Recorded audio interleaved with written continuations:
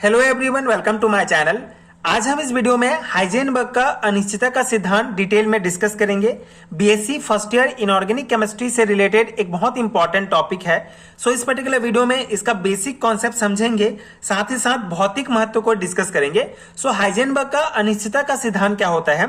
सन 1927 में हाइजेनबर्ग ने एक बहुत ही उपयोगी सिद्धांत को प्रतिपादित किया, जिसके अनुसार किसी क्षण गतिशील कण के संवेग अथवा वेग, मोमेंटम और वेलोसिटी तथा स्थिति पोजीशन को एक साथ ज्ञात करना असंभव है। ठीक है, तो सन 1927 में हाइजेनबर्ग ने एक सिद्धांत दिया, जिसमें उन्होंने बताया कि किसी भी गतिशील कण, ठीक है, किसी भी गतिशील कण के संवेग, उसके मोमेंटम और उसके पोजीशन को एक साथ ज्ञात करना असंभव है। ठीक है, यदि एक को निश्चितता से निर्धारित कर लिया जाए तो दूसरे का निर्धारण अनिश्चित हो जाता है। इसका मुख्य कारण इलेक्ट्रॉन की तरंगीय प्रकृति होना है। ठीक है, अब यहाँ पे अनिश्चितता के सिद्धांत को समझने के लिए बोहर का जो एटॉमिक मॉडल था उसको एक बार रिकॉल कर लेते हैं।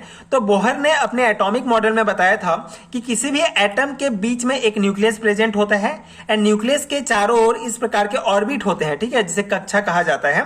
तो इन्हीं ऑर्बिट में जो है इलेक्ट्रॉन प्रेजेंट होते हैं और ये जो इलेक्ट्रॉन है ये गतिशील होते हैं। ठीक है, इस ऑर्बिट में इस प्रकार से घूमते रहते हैं। ये बोहर ने बताया था अपने एटॉमिक मॉडल में। तो इसी को अध्ययन करते हुए हाइजेनबर्ग ने अपना अनिश्चितता का सिद्धांत दिया और उन्होंने बताया कि ये जो इलेक्ट्रॉन है जो गतिशील है, ठीक है, इसका निर्धारण संभव नहीं है। ठीक है, किसी गतिशील स्थिति में किसी भी कण, मतलब कि कोई भी एटम का संवेग और उसका स्थिति हम जो है एक साथ पता नहीं कर सकते। ये हाइजेनबर्ग ने बताया। ठीक है, तो वही है, उन्होंने इसी इलेक्ट्रॉन के बारे में बात की। उन्होंने बताया कि ये जो इलेक्ट्रॉन है इसकी स्थिति का हम एक साथ जो है निर्धारण नहीं कर सकते। अगर इसका एक जो पॉइंट है, जैसे अगर इसका हम संवेग अगर निर्धारित कर लेते हैं तो इसका जो गति है, इसका जो पोजीशन है, ठीक है, इसका जो स्थिति है उसको हम निश्चितता के साथ निर्धारित नहीं कर सकते हैं।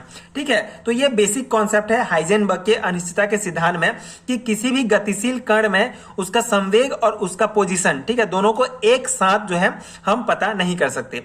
अनिश्चितता के सिद्धांत को गणितीय रूप से निम्नांकित समीकरण द्वारा व्यक्त किया। ठीक है, तो हाइजेनबर्ग ने अपने सिद्धांत को समझाने के लिए एक मैथमेटिकल एक्सप्रेशन दिया। ठीक है, इस प्रकार से उसको गणितीय रूप में प्रतिपादित किया।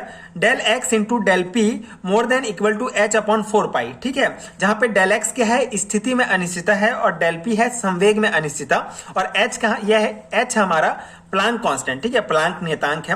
तो ये आपको याद रखना होगा, बहुत इंपॉर्टेंट है। हाइजेनबर्ग के अनिश्चितता के सिद्धांत का ये गणितीय रूप है। ठीक है, यहाँ पे ये जो साइन है, ठीक है, मोर देन इक्वल टू, इसका अर्थ है कि डेल एक्स इंटू डेल पाई का मान एच अपॉन 4 पाई से अधिक या बराबर हो सकता है, लेकिन उससे कम नहीं हो सकता। ठीक है, इस साइन का यही मतलब है कि del x into del p जो है ये एच अपॉन 4 पाई के मान से जो है अधिक हो सकता है या बराबर हो सकता है, लेकिन इससे कम नहीं हो सकता। ठीक है, तो ये हो गया बेसिक कॉन्सेप्ट। अब इसका भौतिक महत्व डिस्कस कर लेते हैं। इस सिद्धांत की वैधता केवल अति सूक्ष्म कण जैसे कि इलेक्ट्रॉन के लिए है, क्योंकि अति सूक्ष्म कणों से बिना व्यवधान उत्पन्न किए संवेग तथा स्थिति का एक साथ निर्धारण संभव नहीं है। इलेक्ट्रॉन के लिए अनिश्चितता का मान del x into del p equal to 10⁻⁻⁴ m square s -1 है। ठीक है, तो यहाँ पे बेसिकली क्या पॉइंट है कि इस सिद्धांत की वैधता केवल अति सूक्ष्म कण जैसे कि इलेक्ट्रॉन के लिए है, क्योंकि इलेक्ट्रॉन में जो है इलेक्ट्रॉन के कणों को जो है, जैसे कि अगर हमको इलेक्ट्रॉन के कण का स्टडी करना है तो हमको माइक्रोस्कोप की आवश्यकता होगी। हम इसे नग्न आंखों से नहीं देख सकते हैं, तो माइक्रोस्कोप से भी देखने के लिए इसके ऊपर जो है एक लाइट, ठीक है, एनर्जी कम से कम लगना चाहिए। तो इसके ऊपर अगर हम फोटोन को जो है इसको देखने के लिए फोटोन इसके ऊपर करते हैं तो ये जो इलेक्ट्रॉन है ये अपने जगह से हट जाएगा। ठीक है, तो अगर हम इसका संवेग, इसका मोमेंटम भी पता कर लेंगे तो इसका स्थिति जो पोजिशन है वो चेंज हो जाएगा। तो इस प्रकार से सिर्फ अति सूक्ष्म कण जैसे कि इलेक्ट्रॉन के लिए ये जो हाइजेनबर्ग का अनिश्चितता का सिद्धांत है ये इसके लिए ही वैध है। ठीक है, इसके लिए ही ये प्रूफ होती है। बाकी जो बड़े जो एटम होंगे, ठीक है, बड़े पिंड जो होंगे उसके लिए जो है ये हाइजेनबर्ग के अनिश्चितता का सिद्धांत जो है प्रॉपर वर्क नहीं करता है। यहाँ पे आप देख सकते हैं इलेक्ट्रॉन के लिए जो अनिश्चितता का मान होगा ये 10⁻⁻⁴ मीटर स्क्वायर सेकेंड पर है, ठीक है, पर सेकेंड है, ठीक है, मीटर स्क्वायर पर सेकेंड है।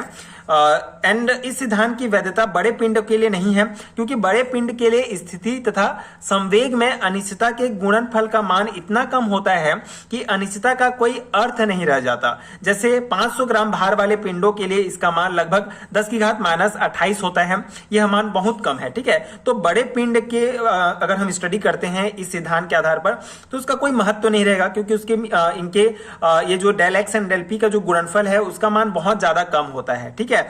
जैसे कि अगर 500 ग्राम का कोई भार लेते हैं तो लगभग 10 की घात -28 होता है, तो ये बहुत कम मान होता है। इसलिए इसमें बड़े पिंड के लिए इस जो सिद्धांत है इसका कोई महत्व नहीं है। सिर्फ जो छोटे होंगे, ठीक है, जो छोटे कण होंगे जैसे इलेक्ट्रॉन हो गया, फोटोन हो गया, इनके स्टडी के लिए ही जो है हम यूज कर सकते हैं अनिश्चितता का सिद्धांत, मतलब उसके लिए ही ये वैध है। तो ये इसका कुछ भौतिक महत्व है, कभी कभी पूछ लिया जाता है बीएससी लेवल के एग्जाम्स में, तो ये आपको ध्यान रखना होगा, ठीक है। और ये हो गया बेसिक कॉन्सेप्ट हाइजेनबर्ग के अनिश्चितता का सिद्धांत। एक ही पॉइंट आपको मेनली याद रखना है कि इस सिद्धांत के अनुसार किसी क्षण गतिशील कण के संवेग अथवा वेग, ठीक है, संवेग या वेग या तथा स्थिति को एक साथ जो है ज्ञात करना असंभव है, ठीक है, एक साथ निर्धारित नहीं किया जा सकता। तो ये था, आई होप आपको समझ में आ गया होगा हाइजेनबर्ग का अनिश्चितता का सिद्धांत। इसके अलावा अगर आपको और टॉपिक्स के वीडियो देखने हैं तो नीचे आपको प्लेलिस्ट का लिंक मिल जाएगा, वहां आप चेक कर सकते हैं। बीएससी एंड एमएससी लेवल के आप सभी वीडियोस देख सकते हैं।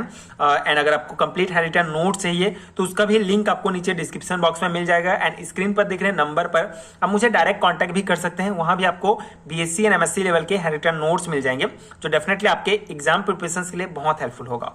एंड अगर वीडियो हेल्पफुल है तो आगे की वीडियोस देखने के लिए प्लीज चैनल के साथ जुड़े रहिए। Thank you so much for watching.